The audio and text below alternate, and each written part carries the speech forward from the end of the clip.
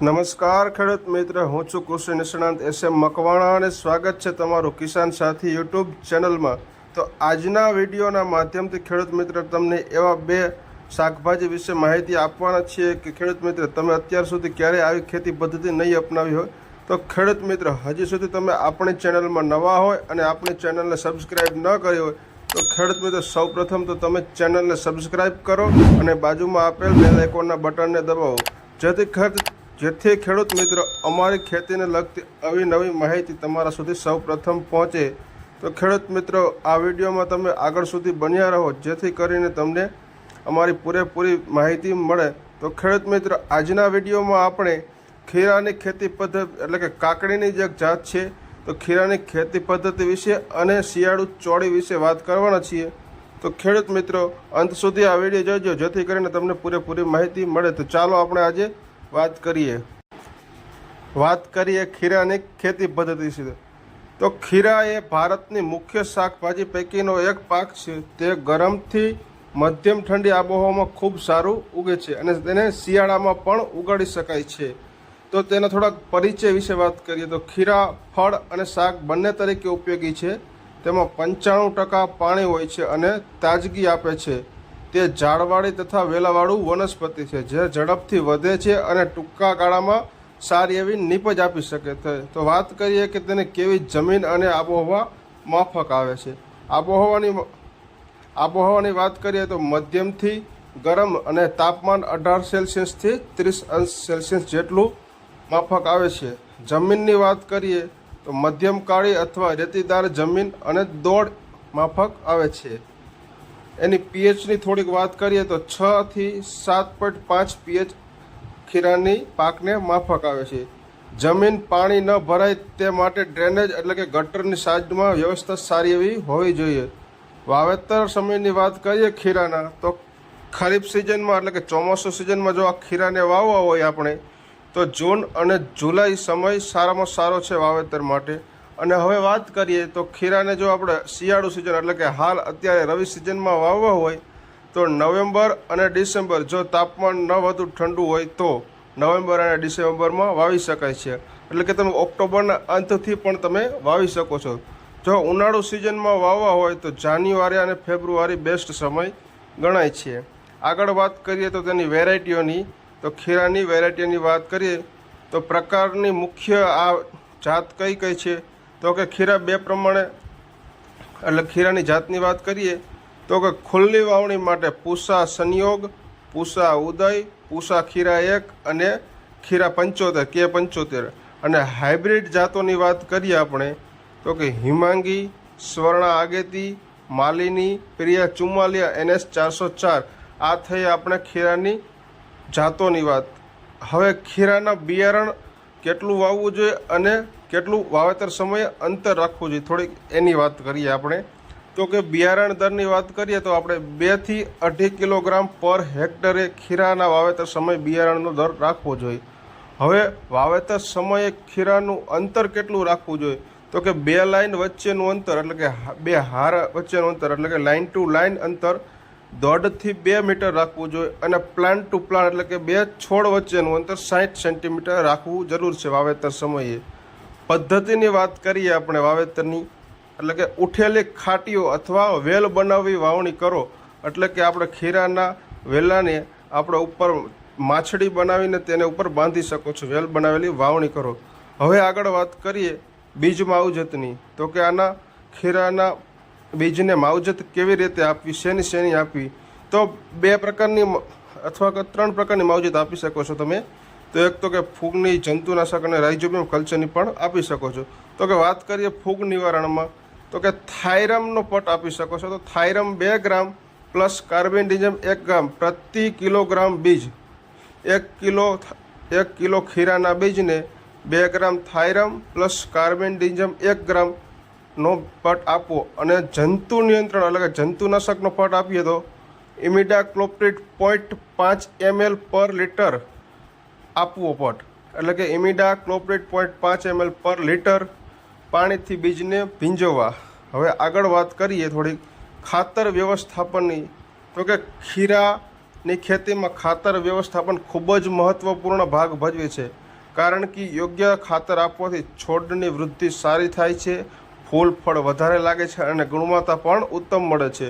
વાત કરીએ organic manure એટલે કે જૈવિક ખાતરની, તો કે ગોબર ખાતર જે આપણે છાણિયું ખાતર કહેતા હોય અથવા તો કે વર્મી કમ્પોસ્ટ પણ વાપરી શકો છો. તો કે 20થી 25 ટન પ્રતિ હેક્ટર અથવા તો 8થી 10 ટન પ્રતિ એકરે નાખવું છાણિયું ખાતર. જમીન તૈયાર કરતી વખતે અંતિમ હળ દરમિયાન મિક્સ કરવું. છેલ્લી વખતે આપણે હાંકણી કરતા હોય ત્યારે મિક્સ કરવું. જો ઉપલબ્ધ હોય એટલે કે જો મળી શકે, જો હાજરમાં હોય તો નીમ ખોળ 200થી 250 કિલોગ્રામ હેક્ટરે નાખવું. હવે વાત કરીએ આપણે રાસાયણિક ખાતર એટલે કેમિકલ ફર્ટિલાઇઝર ડોઝ. પ્રતિ હેક્ટરે નાઇટ્રોજન 100 કિલોગ્રામ નાખવું, ફોસ્ફરસ 50 કિલોગ્રામ, ડીએપી નાખવું અને પોટાશની વાત કરીએ તો 50 કિલોગ્રામ નાખવું. 50 કિલોગ્રામ પોટાશ નાખવું, 50 કિલોગ્રામ ફોસ્ફરસ નાખવું અને 50 કિલોગ્રામ એટલે કે 100 કિલોગ્રામ નાઇટ્રોજન નાખવું. ખાતર આપવાના સમયની વાત કરીએ આપણે તો કે વાવેતર સમયે ફોસ્ફરસ અને પોટાશ બધું નાખી દેવું. આપણે 50 કિલોની આગળ વાત કરીએ એમાંથી પૂરેપૂરું નાઇટ્રોજન એટલે ફોસ્ફરસ અને પોટાશ નાખી દેવું, પ્લસ નાઇટ્રોજનની અડધી માત્રા નાખવી. એટલે કે આપણે 100 કિલોગ્રામની આગળ વાત કરેલી નાઇટ્રોજનની, એમાંથી 50 કિલોગ્રામ નાઇટ્રોજન વાવેતર સમયે નાખવું. હવે આગળ થોડીક વાત કરીએ પહેલી વેળા ટોપ ડ્રેસિંગ એટલે 20થી 25 દિવસ પછી જે આગળ આપણે 50 કિલો નાઇટ્રોજન નાખ્યો હતો અને 50 કિલોગ્રામ નાઇટ્રોજન જે બાકી રહેલો હતો એ હવે નાખવો 20થી 25 દિવસ પછી. એટલે કે બાકી રહેલા નાઇટ્રોજનની અડધી માત્રા હવે આપવી. ત્યારબાદ ફૂલ આવતી વેળા એટલે કે 35થી 40 દિવસ બાદ જરૂર જણાય તો 1થી 2 છંટકાવ યુરિયા 1% દ્રાવણનો છંટકાવ કરવો. હવે આગળ વાત કરીએ આપણે માઇક્રોન્યુટ્રન્સ, તો કે ઝિંક સલ્ફેટ 25 કિલોગ્રામ પર હેક્ટરે જમીનમાં આપવું, બોરેક્સ 1 કિલોગ્રામ પર એકર છંટકાવ રૂપે 30થી 35 દિવસ બાદ આપવું. ફૂલ અને ફળ સેટિંગ વધારવા માટે 19 NPK 19 પાણીમાં દ્રાવ્ય ખાતર 1% દ્રાવણનો છંટકાવ કરવો. હવે સિંચાઈ પછી ખાતર આપવાની પદ્ધતિ. ખેરાની ફસલમાં ફર્ટિગેશન પદ્ધતિ ખૂબ જ અસરકારક છે. ખેરાના પાકમાં ખેરાની ફસલમાં ફર્ટિગેશન પદ્ધતિ ડ્રીપ સિસ્ટમ ખૂબ જ અસરકારક છે.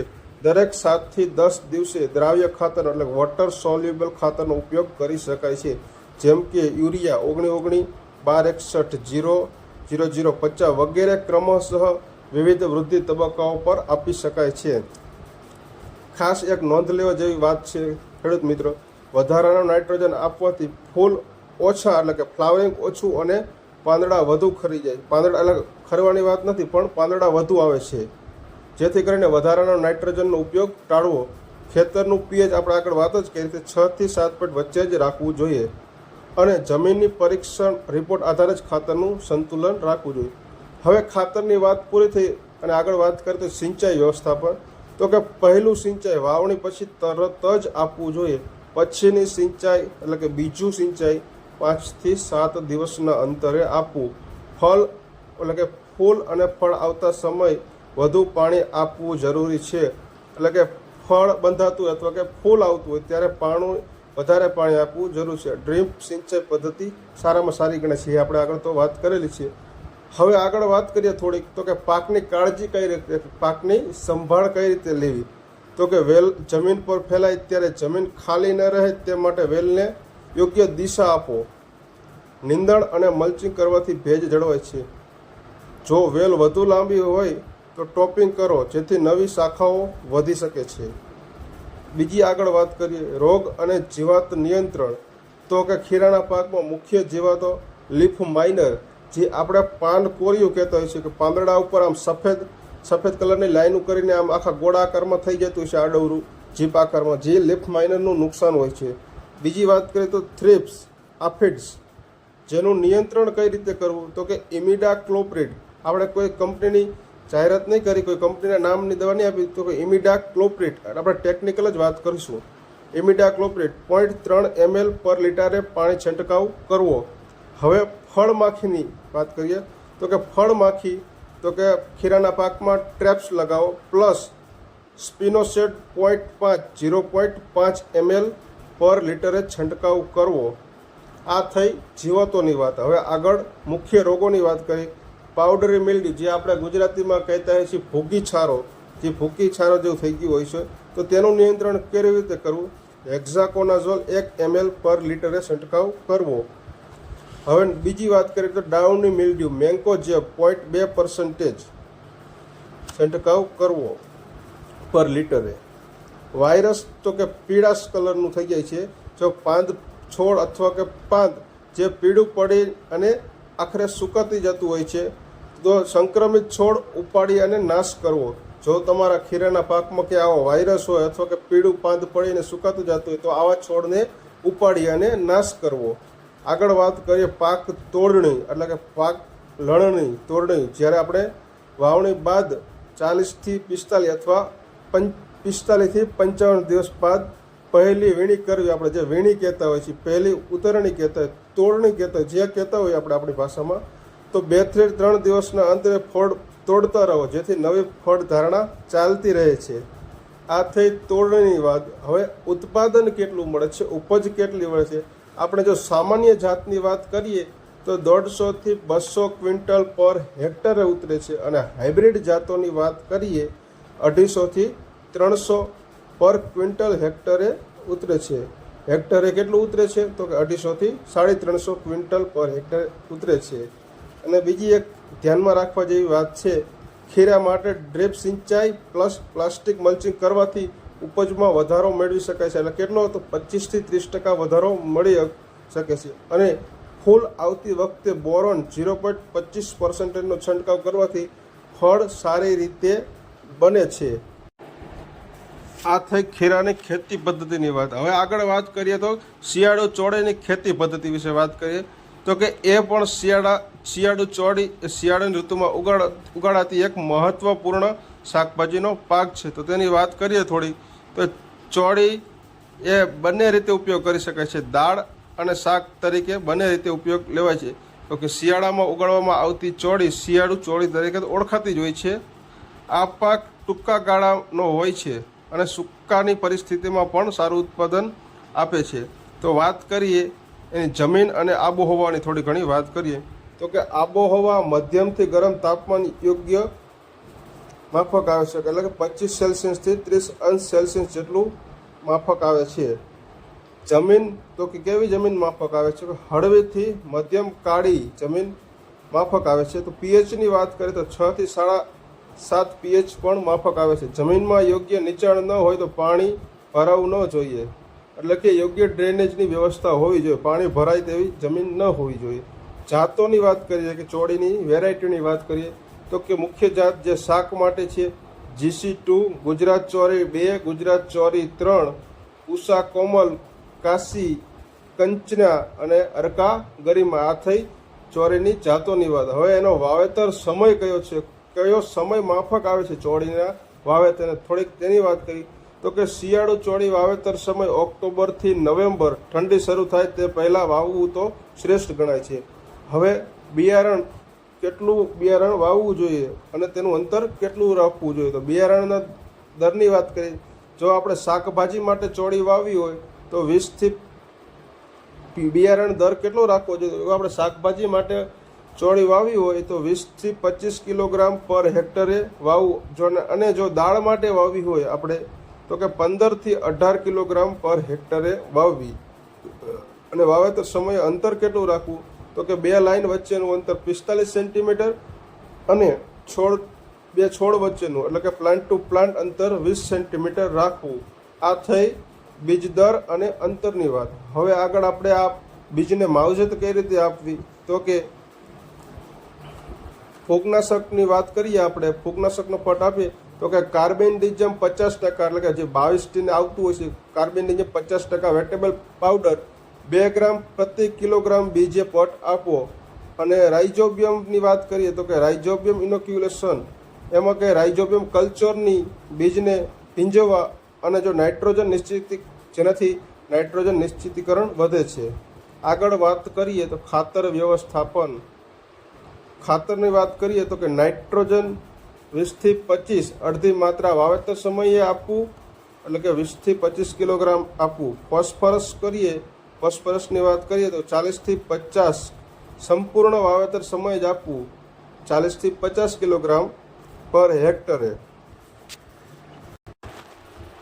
ખાતર વ્યવસ્થાપનની વાત કરીએ આપણે આગળ, તો કે ખાતર, નાઇટ્રોજન ખાતર 20 થી 25 કિલોગ્રામ પર હેક્ટરે, આમાંથી અડધું વાવેતર સમયે જ આપી દેવું.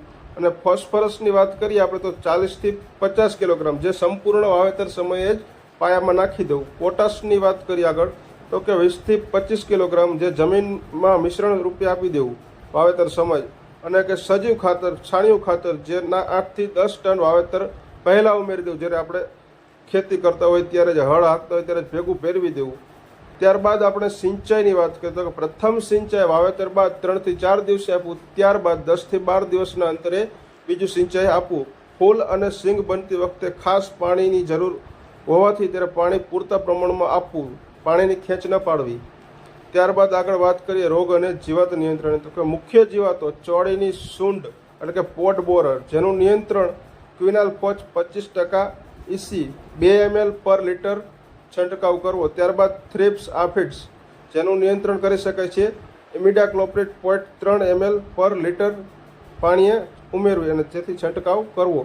મુખ્ય રોગોની વાત કરીએ, પાનના ડાઘ પડી જતો હોય છે ઉપર, તો તેનું નિયંત્રણ કઈ રીતે કરવું? મેન્કોજેબ 0.2% દવાનો છંટકાવ કરવો. વાયરસ, જે વાયરસથી રોગ સંક્રમિત થઈને પીળો પડતો હોય છે, જે આપણે આગળ વાત કરેલી ખીરાના પાકમાં, એ જ કન્ડિશન અહીંયા થતી હોય છે. તો કે એવા છોડને નાશ કરવો. ત્યારબાદ પાકની તોડણી, શાક કરવાની ચોળી, વાવણી પછી 45 થી 50 દિવસમાં પહેલીવાર તોડણી થાય છે. અને દાળ માટેની સિંગ પીળી થઈ જાય ત્યારે તોડવી.